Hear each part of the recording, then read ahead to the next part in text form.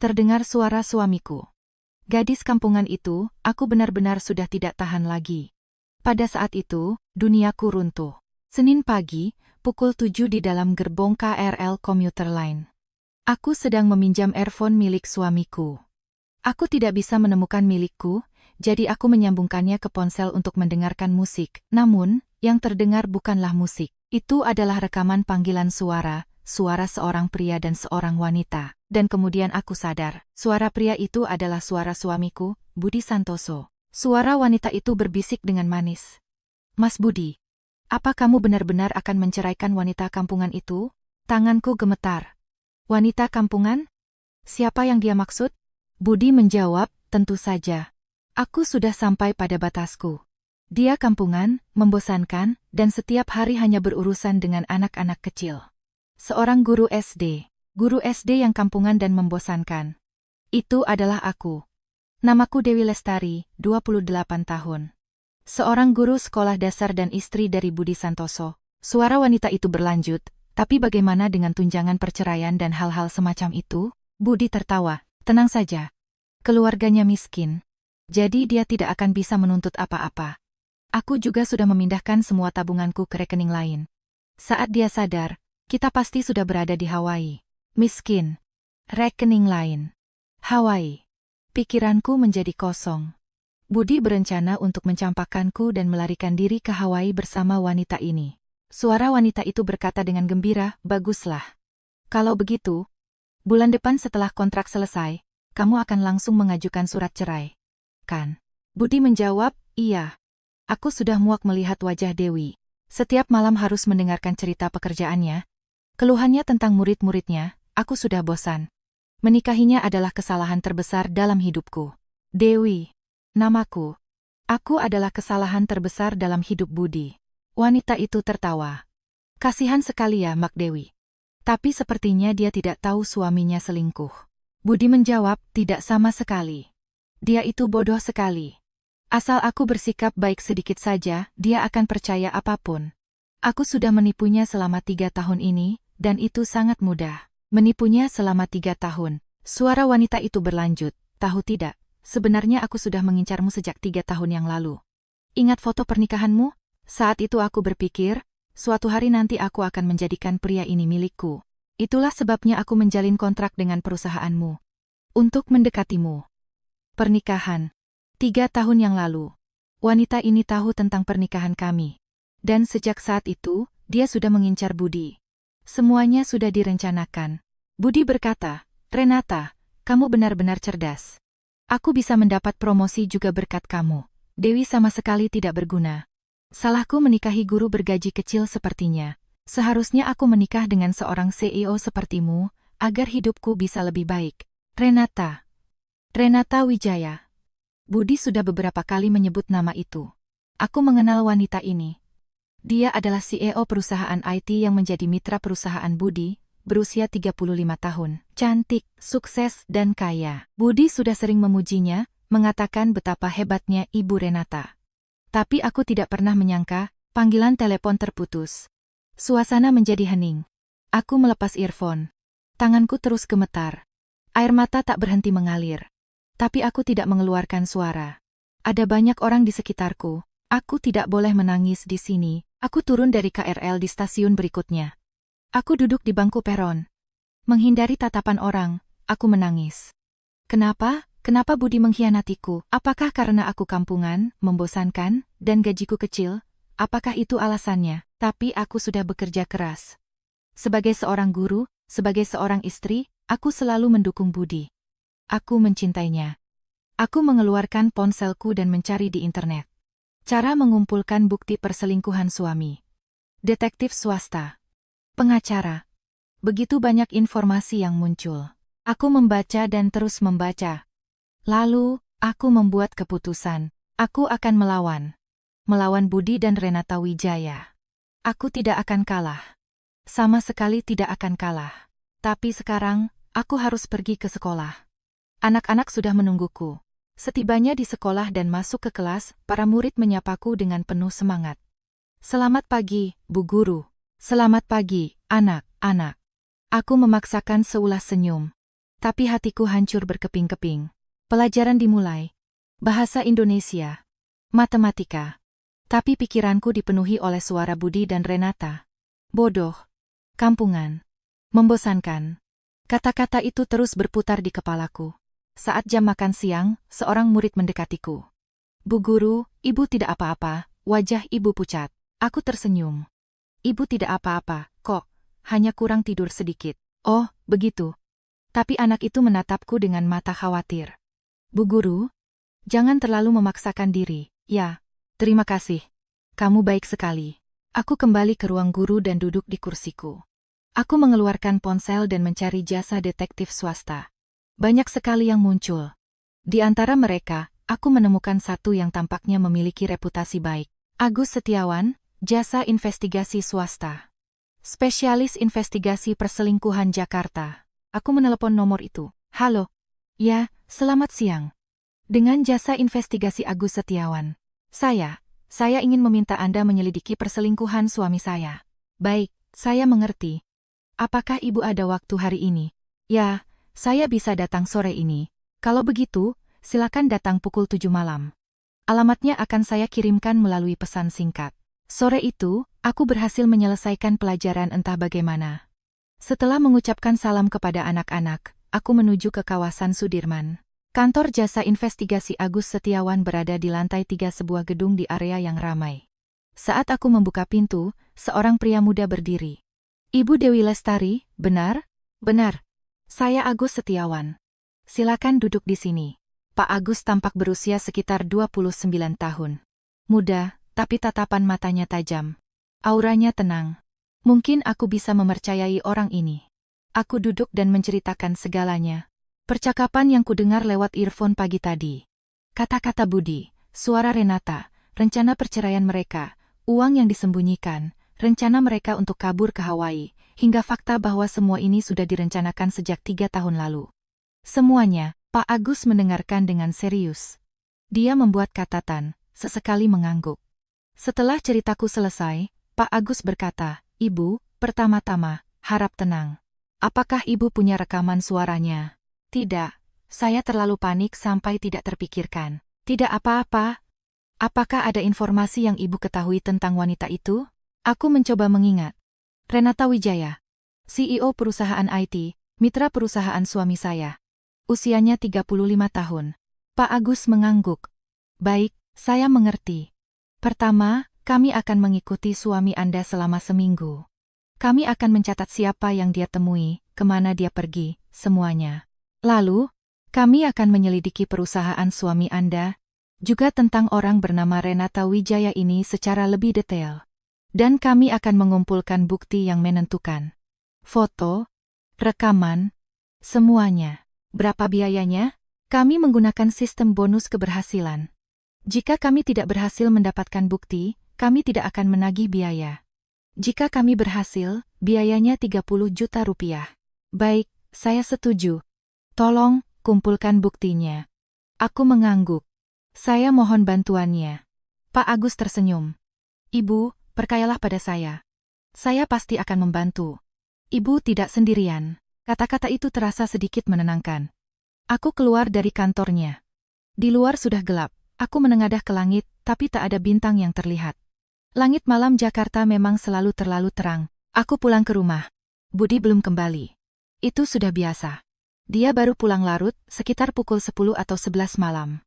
Hari ini pun pasti dia sedang bersama Renata. Aku menyiapkan makan malam. Rendang kesukaan Budi. Aku harus berpura-pura seolah tidak ada yang berubah. Pukul 11. Budi pulang.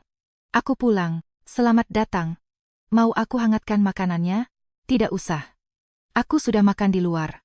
Katanya. Lalu langsung masuk untuk mandi. Aku menunggu di ruang tamu. Budi selesai mandi dan keluar. Dewi, bagaimana harimu? Seperti biasa. Anak sangat bersemangat. Oh, begitu. Budi menjawab dengan nada tidak tertarik, lalu masuk ke kamar tidur. Aku duduk di sofa, menangis tanpa suara. Keesokan harinya, Selasa. Aku pergi ke sekolah seperti biasa. Mengajar anak-anak seperti biasa. Tapi pikiranku hanya tertuju pada Pak Agus. Apa yang sedang dia lakukan sekarang? Apakah dia sedang membuntuti Budi? Apakah dia akan menemukan bukti? Malam itu, aku menerima telepon dari Pak Agus. Ibu Dewi, ini laporan untuk hari ini. Kami telah membuntuti suami Anda. Sore ini pukul 6, dia masuk ke Hotel Mulia Senayan di Jakarta Pusat. Dan dia bertemu dengan Ibu Renata Wijaya. Keduanya masuk ke kamar hotel dan baru keluar pukul 10 malam. Kami juga sudah mengambil foto. Akan saya kirimkan. Beberapa menit kemudian, foto-foto masuk ke ponselku. Foto Budi dan Renata masuk ke hotel. Foto keduanya tertawa sambil berbincang. Foto keduanya berciuman. Bukti yang telak, aku melihat foto-foto itu sambil meneteskan air mata, tapi aku tidak bersuara. Budi sedang tidur di kamar sebelah. Rabu, aku mendapat laporan lagi dari Pak Agus. Hari ini mereka pergi ke hotel yang sama. Keduanya berada di kamar selama 3 jam. Setelah itu, mereka makan di sebuah restoran mewah. Saya akan kirimkan fotonya. Lagi-lagi foto datang. Foto keduanya tertawa di restoran. Foto keduanya berpegangan tangan. Hatiku kini tidak merasakan apa-apa lagi. Hanya dingin. Kamis, Pak Agus berkata, Ibu, kami telah memasang mikrofon kecil di mobil suami Anda. Ini legal, karena kendaraan adalah aset bersama pasangan. Dan hari ini kami berhasil merekam percakapan mereka. Saya kirimkan rekamannya. Beberapa menit kemudian, sebuah file audio tiba. Aku memutarnya. Suara Renata. Mas Budi. Bulan depan kita liburan ke villa pribadiku di Bali, yuk? Suara Budi. Aku mau. Sih. Tapi sepertinya Dewi mulai curiga. Suara Renata. Tenang saja. Si kampungan itu tahu apa? Kalaupun dia sadar, tanpa bukti dia tidak bisa berbuat apa-apa. Lagi pula, kamu bilang tabunganmu sudah dipindahkan semua ke rekening lain, kan? Suara Budi. Iya. 3 miliar rupiah, semuanya sudah aku pindahkan. Dewi tidak tahu apa-apa. 3 miliar rupiah. Tabungan kami. Budi telah menyembunyikan semuanya. Suara Renata, kalau begitu, beres. Bulan depan, begitu kontrak selesai, kita langsung urus surat cerai. Suara Renata. Aku sudah tidak sabar. Kita akan memulai hidup baru di Hawaii. Dan aku akan menjadikanmu direktur di perusahaanku. Gaji 2 miliar rupiah setahun. 2 kali lipat dari gajimu sekarang. Suara Budi. Terima kasih banyak Renata, aku benar-benar beruntung akan menikah denganmu. Dia bahkan belum menikah denganku secara resmi, tapi sudah menganggapnya begitu. Padahal aku masih istrinya. Jumat, Pak Agus berkata, Ibu, apakah suami Anda bilang akan ada perjalanan dinas di akhir pekan? Iya, dia bilang akan ke Surabaya selama 2 hari. Baik, kami akan membuntutinya. Kami akan pastikan apakah dia benar-benar pergi ke Surabaya. Sabtu pagi, Budi berangkat. Aku ke Surabaya dulu, ya, mungkin 2 hari. Hati-hati di jalan. Budi pergi dengan tas besar. Tapi aku tahu, Budi tidak akan pergi ke tempat seperti Surabaya. Dia pasti akan pergi ke suatu tempat bersama Renata. Sore itu, aku menerima telepon dari Pak Agus. Ibu, suami Anda tidak pergi ke Surabaya. Dia sekarang ada di Bali. Bersama Ibu Renata Wijaya di sebuah resor mewah, Art Villas Nusa Dua. Mereka check-in berdua, saya kirimkan fotonya.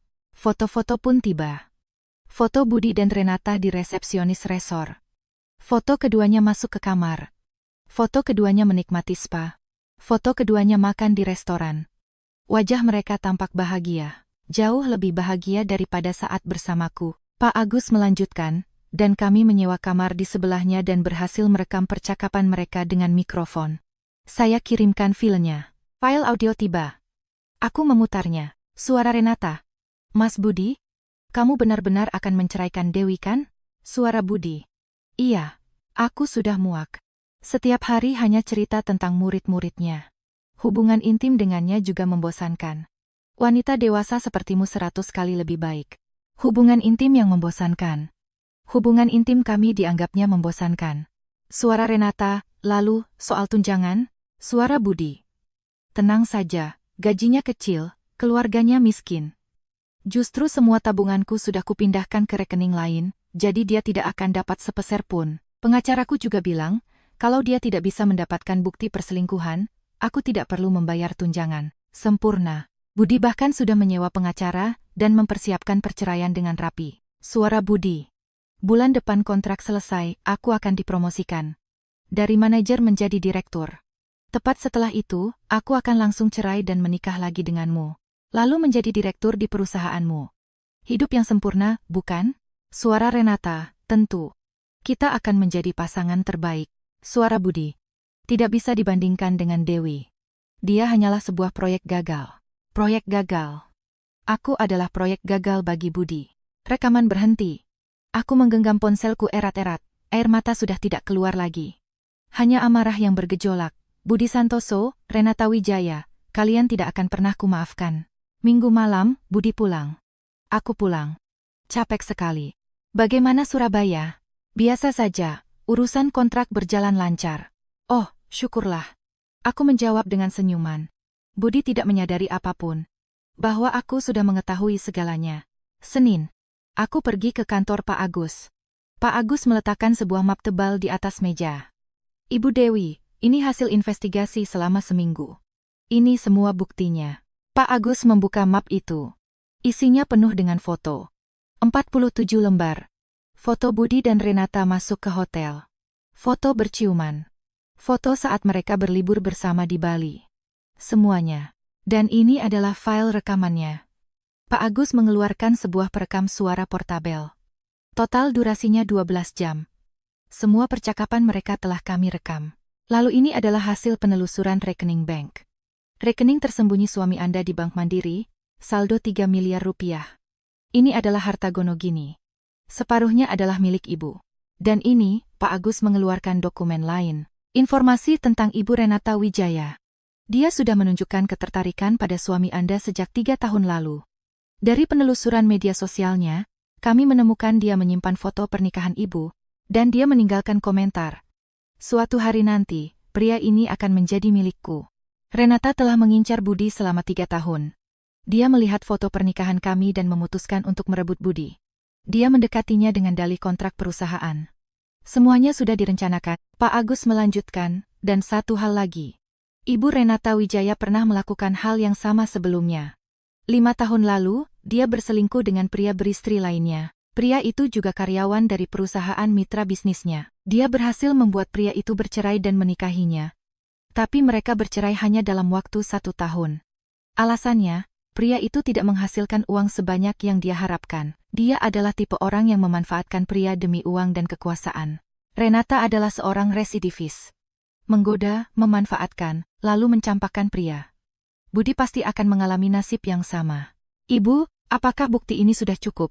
Ya, lebih dari cukup. Terima kasih, Pak Agus. Selanjutnya, silakan berkonsultasi dengan pengacara.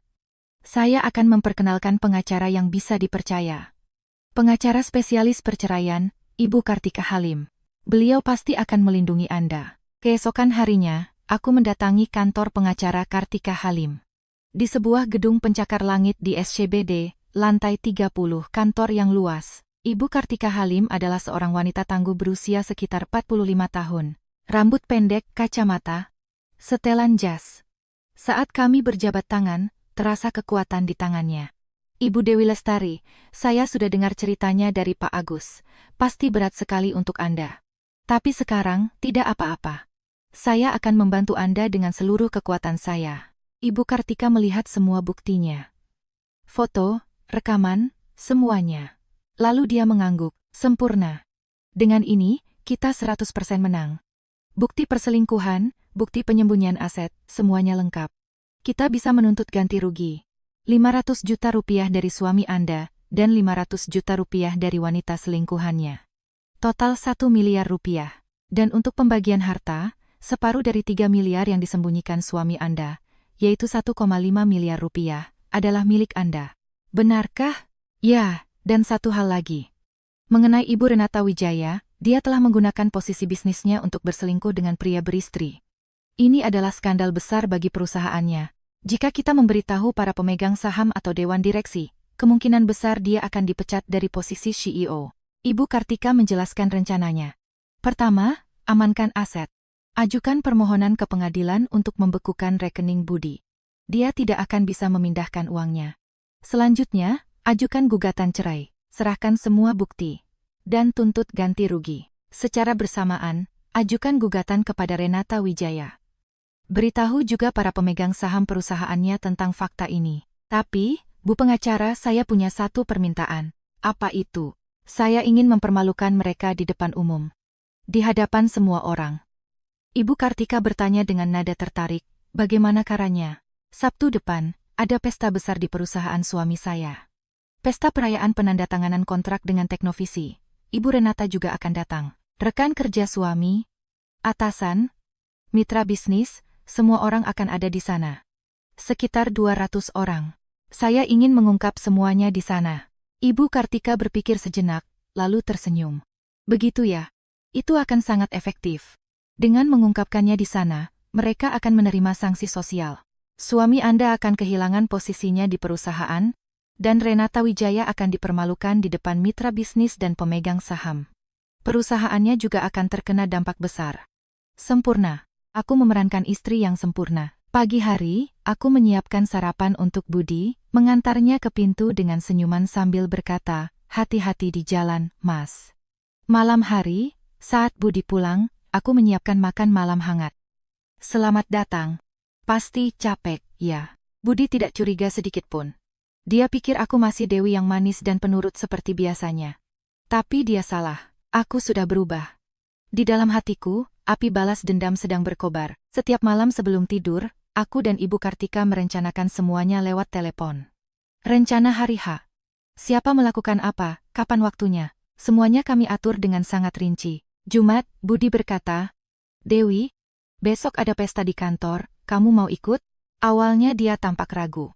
Ah, tidak usah deh, kamu pasti bosan. Aku menggeleng. Tidak, aku ingin ikut. Itu kan hari pentingmu. Budi tampak sedikit terkejut. Oh ya sudah, kalau mau datang, boleh saja. Terima kasih Mas, aku akan menantikannya. Sabtu.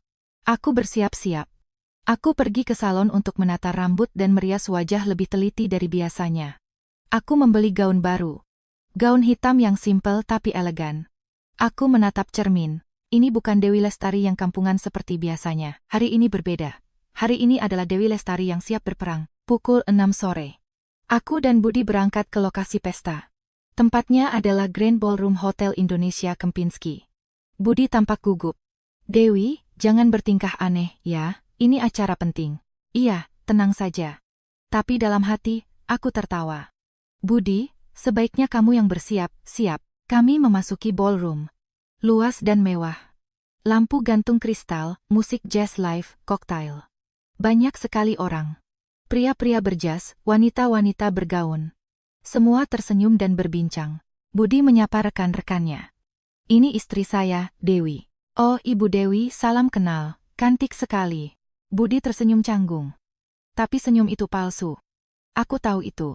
Pukul 7 malam, Renata Wijaya masuk. Gaun merah menyala, rambut panjang tergerai, kalung berlian. Dia sangat cantik. Penuh perkaya diri. Semua mata di ballroom tertuju padanya. Renata mendekati Budi. Pak Budi, selamat atas kerja kerasnya. Ibu Renata, terima kasih sudah datang hari ini. Keduanya berjabat tangan. Tapi tatapan mata mereka adalah tatapan sepasang kekasih. Aku bisa merasakannya. Pukul 7.30, acara dimulai. Pembawa acara memegang mikrofon. Malam ini, kita berkumpul untuk merayakan penandatanganan kontrak bersejarah dengan Teknovisi. Kontrak senilai 500 miliar rupiah ini adalah yang terbesar dalam sejarah perusahaan kita. Mari kita sambut tokoh utama di balik kesuksesan ini, Manajer Departemen Pemasaran, Bapak Budi Santoso, untuk memberikan sambutannya. Tepuk tangan membahana. Budi naik ke atas panggung. Dia tersenyum dan melambaikan tangan. Lalu mulai berbicara. Hadirin sekalian, terima kasih telah datang malam ini. Kontrak ini adalah hasil kerja keras tim kami, dan juga berkat kerjasama dari CEO Teknovisi, Ibu Renata Wijaya. Saya ucapkan terima kasih yang tulus. Budi menatap Renata, dan Renata tersenyum. Ballroom dipenuhi tepuk tangan hangat. Budi tampak sangat bangga. Hari ini adalah hari yang istimewa. Berkat kontrak ini, bulan depan saya akan dipromosikan menjadi direktur. Ini semua juga berkat Anda sekalian. Terima kasih. Suara selamat terdengar dari penjuru ballroom. Tepuk tangan semakin riuh. Budi tersenyum puas dan hendak turun dari panggung. Tapi tepat pada saat itu, aku berdiri. Maaf, bolehkah saya juga bicara sebentar? Ballroom menjadi hening. Semua orang menatapku. Budi juga menatapku dengan wajah terkejut. Dewi, apa yang kamu lakukan? Aku naik ke atas panggung. Aku mengambil mikrofon dan menarik napas dalam-dalam. Hadirin sekalian, saya adalah istri dari Bapak Budi Santoso, Dewi Lestari. Malam ini, ada sesuatu yang ingin saya sampaikan kepada Anda semua. Ballroom sunyi senyap seperti disiram air es. Wajah Budi pucat pasi. Dewi, turun. Aku menggeleng. Lalu mulai berbicara. Seminggu yang lalu, pada Senin pagi, tanpa sengaja earphone suami saya terhubung ke ponsel saya. Yang terdengar dari sana adalah percakapan suami saya dengan seorang wanita. Ballroom mulai berbisik. Wanita itu menyebut saya gadis kampungan yang bodoh. Suami saya mengatakan bahwa hidup dengan saya sudah mencapai batasnya. Dia bilang, pernikahannya dengan saya adalah kesalahan terbesar dalam hidupnya. Dan mereka berjanji untuk bercerai bulan depan. Nama wanita itu adalah Renata Wijaya. Yang juga hadir di sini malam ini. Ballroom menjadi gempar. Semua orang menatap Renata. Wajah Renata pucat seperti mayat. Budi mencoba naik ke panggung. Kamu bicara apa? Aku mengangkat tangan untuk menghentikannya. Lalu aku memberi isyarat kepada staf teknis. Sebuah video mulai diputar di layar besar. Foto Budi dan Renata Wijaya memasuki hotel. Tanggal, waktu, dan lokasi tercatat dengan jelas.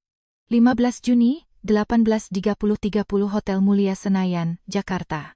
Foto berikutnya. Keduanya berciuman.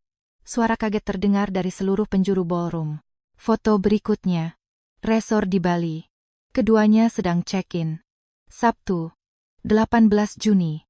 Pada hari ini, suami saya bilang dia sedang ada perjalanan dinas ke Surabaya. Foto berikutnya. Keduanya menikmati spa. Foto berikutnya. Keduanya makan di restoran. Foto berikutnya. Keduanya memasuki kamar. Ballroom benar-benar hening. Lalu, sebuah file audio diputar. Suara Renata menggema dari speaker. Mas Budi, apa kamu benar-benar akan menceraikan wanita kampungan itu? Suara Budi. Tentu saja, aku sudah sampai pada batasku. Dia kampungan, membosankan, dan setiap hari hanya berurusan dengan anak-anak kecil. Seorang guru SD. Keluhan kecewa terdengar dari hadirin. Rekaman berikutnya. Suara Renata. Tahu tidak, sebenarnya aku sudah mengincarmu sejak 3 tahun yang lalu. Ingat foto pernikahanmu? Saat itu aku berpikir, suatu hari nanti aku akan menjadikan pria ini milik. Itulah sebabnya aku menjalin kontrak dengan perusahaanmu. Untuk mendekatimu. Ballroom kembali gempar. Renata telah merencanakan semuanya selama 3 tahun, menggunakan kontrak sebagai dalih untuk mendekati Budi. Semua ini adalah jebakan. Rekaman berikutnya, suara Budi. Keluarganya miskin, jadi dia tidak akan bisa menuntut apa-apa. Semua tabunganku juga sudah kupindahkan ke rekening lain. 3 miliar rupiah, semuanya. Dia tidak akan dapat sepeser pun. Suara Renata. Sempurna. Kalau begitu, bulan depan setelah kontrak selesai, kita langsung urus surat cerai. Kan? Suara Budi. Iya, aku sudah muak melihat wajah Dewi. Dia hanyalah sebuah proyek gagal. Ballroom membeku. Tidak ada yang bisa berkata-kata. Hanya rekaman yang terus berlanjut. Suara Budi. Aku benar-benar beruntung akan menikah denganmu. Bisa jadi direktur di perusahaanmu, gaji 2 miliar setahun. Hidup yang sempurna, bukan? Suara Renata. Tentu. Kita akan menjadi pasangan terbaik. Rekaman berhenti. Ballroom sunyi senyap. Budi gemetar di sudut panggung. Renata duduk terpaku di kursinya, tidak bisa bergerak. Aku memegang mikrofon dan melanjutkan. Hadirin sekalian, seperti yang Anda lihat, suami saya telah menipu saya selama 3 tahun. Selama saya memperkayainya, dia terus-menerus mengkhianati saya. Dan Ibu Renata Wijaya, secara terencana telah menggoda suami saya sejak 3 tahun lalu. Dia menggunakan kontrak bisnis untuk merebut suami orang. Aku menunjuk ke layar. Video berikutnya diputar. Postingan media sosial Renata. Foto pernikahan kami 3 tahun lalu, dan komentar Renata. Suatu hari nanti, pria ini akan menjadi milikku. Video berikutnya. Skandal perselingkuhan Renata di masa lalu. 5 tahun lalu, hubungannya dengan pria beristri lain. Pria itu juga karyawan dari perusahaan mitra bisnis Renata. Ballroom kembali riuh.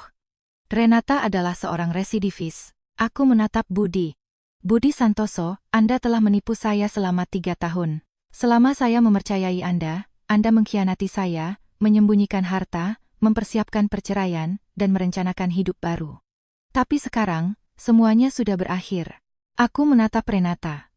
Ibu Direktur Renata Wijaya, Anda telah secara terencana menggoda pria beristri dan menghancurkan sebuah keluarga. Anda menggunakan posisi bisnis Anda untuk menjalin hubungan terlarang. Saya rasa, ini adalah fakta yang perlu diketahui oleh para pemegang saham dan dewan direksi perusahaan Anda. Saat itu, Ibu Kartika Halim naik ke atas panggung. Saya pengacara Kartika Halim. Sebagai kuasa hukum Ibu Dewi Lestari, mulai hari ini, kami secara resmi mengajukan gugatan cerai dan tuntutan ganti rugi terhadap Bapak Budi Santoso. Terhadap Ibu Renata Wijaya, kami juga mengajukan gugatan tuntutan ganti rugi atas tindakan perselingkuhan. Total nilai gugatan adalah 2,5 miliar rupiah. Ballroom kembali terperangah. Seorang pria yang tampaknya atasan Budi berdiri. Pak Budi, apa-apaan yang telah kamu lakukan? Berselingkuh dengan CEO mitra bisnis? Terlebih lagi, ini direncanakan sejak 3 tahun lalu? Kamu telah mencoreng nama baik perusahaan, dan kontrak ini ternyata didasari oleh hubungan pribadi? Ini pelanggaran etika yang berat. Besok datang ke ruang personalia. Kami akan mempertimbangkan sanksi disipliner. Seorang pria yang tampaknya pemegang saham perusahaan Renata juga berdiri. Ibu Renata, apa ini benar? Menggoda pria beristri secara terencana, dan pernah melakukan hal yang sama di masa lalu. Skandal seperti ini akan berdampak besar pada harga saham. Sebagai pemegang saham, kami tidak bisa tinggal diam. Kami akan mengadakan rapat Dewan Direksi Darurat untuk meninjau kembali posisi Anda sebagai CEO. Aku berkata untuk terakhir kalinya. Hadirin sekalian, terima kasih telah mendengarkan. Dengan ini, cerita saya selesai. Bapak Budi Santoso, Ibu Renata Wijaya, silakan pergi ke Hawaii. Tapi sepertinya Anda tidak akan punya uang. Karena pengadilan telah membekukan rekening Anda berdua. Tepuk tangan terdengar dari seluruh ballroom. Terutama dari para wanita, suara tepuk tangan mereka sangat keras. Bagus. Semangat Mbak. Suara-suara seperti itu terdengar. Aku turun dari panggung. Budi mencoba menahanku. Dewi, tunggu sebentar. Biar aku jelaskan. Aku tidak menoleh. Saya tidak punya urusan lagi dengan Anda. Bicaralah melalui pengacara saya. Selamat tinggal, Bapak Budi Santoso. Aku keluar dari ballroom. Udara di luar terasa sejuk. Angin malam terasa menyenangkan. Aku menarik napas dalam-dalam. Selesai. Akhirnya selesai. Pak Agus dan Ibu Kartika sudah menunggu di luar. Anda sudah bekerja keras, Ibu Dewi. Anda berhasil melakukannya dengan sangat baik. Terima kasih. Ini semua berkat bantuan Bapak dan Ibu. Malam itu, aku pulang ke rumah sendirian. Budi mungkin masih di pesta, dimarahi atasannya atau bertengkar dengan Renata. Apapun itu, aku tidak peduli. Itu bukan urusanku lagi. Aku mandi dan berbaring di tempat tidur. Untuk pertama kalinya setelah sekian lama, aku bisa tidur nyenyak. Keesokan harinya, Minggu pagi, ponselku berdering. Ibu Kartika. Ibu Dewi. Selamat pagi. Semalam adalah kesuksesan besar. Pagi ini, saya langsung dihubungi oleh pemegang saham perusahaan Renata Wijaya. Rapat Dewan Direksi Darurat telah diadakan, dan Ibu Renata Wijaya setuju untuk mengundurkan diri dari jabatannya sebagai CEO. Dan dari perusahaan suami Anda juga ada kabar. Suami Anda dipecat secara tidak hormat, promosi menjadi direktur tentu saja dibatalkan. Begitu, ya. Ya, dan satu hal lagi. Pagi ini, suami Anda menghubungi dan setuju untuk bercerai. Dia tidak akan melawan. Dia juga akan menerima semua tuntutan ganti rugi dan pembagian harta. Syukurlah. Ya. Minggu depan kita akan tanda tangani surat-suratnya. Dalam sebulan, perceraian Anda akan resmi. 6 bulan kemudian, perceraian itu resmi. Aku menerima ganti rugi sebesar 1 miliar rupiah dan pembagian harta sebesar 1,5 miliar rupiah. Total 2,5 miliar rupiah. Dengan uang itu, aku membeli sebuah apartemen kecil di kawasan Tebet. 2 kamar tidur, ruang tamu yang luas, dan banyak sinar matahari. Hidup sendiri. Tenang, tapi bahagia. Budi, setelah dipecat, bekerja di sebuah perusahaan kecil. Gajinya sepertiga dari sebelumnya. Apartemen mewahnya di pusat kota dijual, dan kudengar sekarang dia tinggal di sebuah kos-kosan murah di Depok. Renata juga berhenti dari perusahaannya. Dipecat oleh para pemegang saham. Karena skandal itu, harga saham perusahaannya anjlok 40%, dan dia harus bertanggung jawab. Kudengar sekarang dia pulang ke kampung halamannya. Hubungan Budi dan Renata langsung hancur begitu uang menghilang. Renata mencampakkan Budi. Budi menjadi sebatang kara. Yang kudengar, sekarang dia bekerja paruh waktu di sebuah supermarket di pinggiran kota. Aku sekarang bahagia, Mengajar anak-anak di sekolah. Anak-anak itu lucu, jujur, dan rajin. Bersama mereka, hatiku terasa pulih. Rekan-rekan kerjaku juga baik. Mereka semua tahu tentang kejadian itu, tapi tidak ada yang mengungkitnya. Mereka hanya mendukungku. Semangat, Bu Dewi. Ibu adalah wanita yang kuat. Aku sesekali masih berkomunikasi dengan Pak Agus. Setelah kasus itu selesai, dia menyatakan perasaannya padaku. Ibu Dewi, saya menyukai Anda. Jika tidak keberatan, maukah Anda berkencan dengan saya? Tapi aku menolaknya. Terima kasih, Pak Agus. Tapi untuk saat ini, saya ingin sendiri. Saya ingin menemukan kembali diri saya. Pak Agus mengerti. Baik. Tapi kapanpun Anda butuh bantuan, saya akan selalu ada.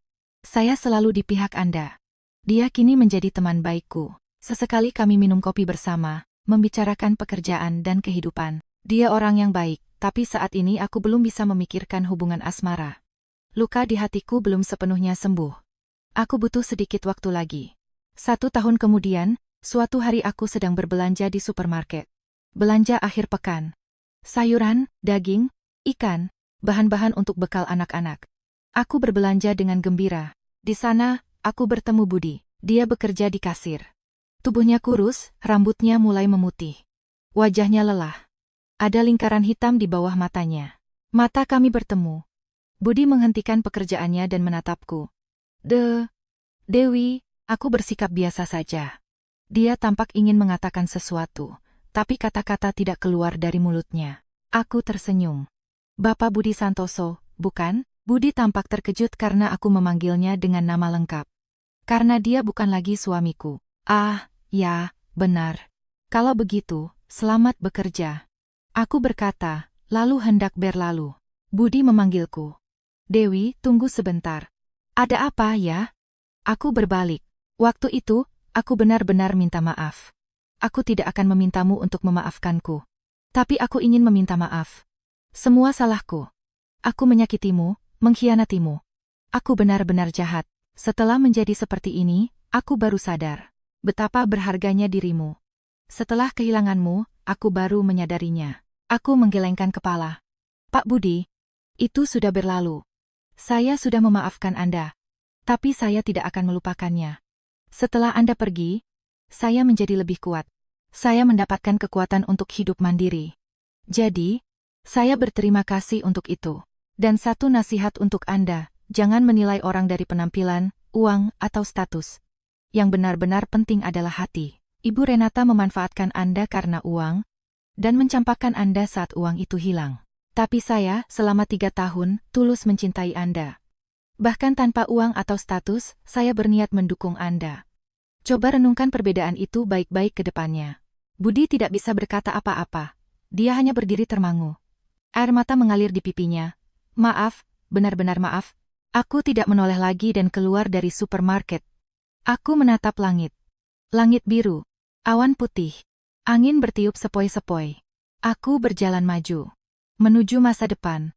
Menuju kehidupan yang baru. Pagi itu, earphone suamiku terhubung dengan ponselku. Itu adalah sebuah kebetulan. Tapi kebetulan itu mengubah hidupku. Aku dikhianati oleh suamiku. Aku terluka dan menderita. Tapi aku tidak kalah. Aku melawan dengan cerdas, dingin, dan terencana. Dan aku menang. Sekarang aku bebas. Sekarang aku bahagia. Sekarang aku kuat. Dan aku tahu, kekuatan sejati bukanlah bergantung pada seseorang, melainkan kekuatan untuk bisa hidup mandiri. Kebahagiaan sejati bukanlah sesuatu yang diterima dari orang lain, melainkan sesuatu yang kita raih sendiri. Dengan ini, ceritaku berakhir. Jika saat ini ada di antara kalian yang sedang mengalami kesulitan sepertiku dan mendengar cerita ini, aku harap kalian ingat. Kalian tidak lemah. Kalian adalah orang yang berharga. Jangan pedulikan apa kata orang lain. Kalian adalah orang yang hebat, pantas dicintai, dan berhak untuk bahagia. Dan jika kalian dikhianati oleh seseorang, menangislah jika perlu, rasakan sakitnya jika perlu. Tapi jangan berhenti di situ. Bangkit dan lawanlah. Buat rencana yang cerdas dan dingin, kumpulkan bukti, dan cari sekutu. Lalu, balaslah. Kalian punya kekuatan untuk itu. Aku telah membuktikannya, jadi kalian pun pasti bisa. Jadi, beranikan dirimu, perkayalah pada dirimu, dan raihlah kebahagiaanmu. Hidupmu adalah milikmu. Jangan biarkan siapapun merebutnya. Jangan biarkan siapapun menghancurkannya. Kalian bisa hidup dengan kuat dan indah seorang diri. Seperti aku sekarang. Selamat tinggal. Dan semoga kalian bahagia.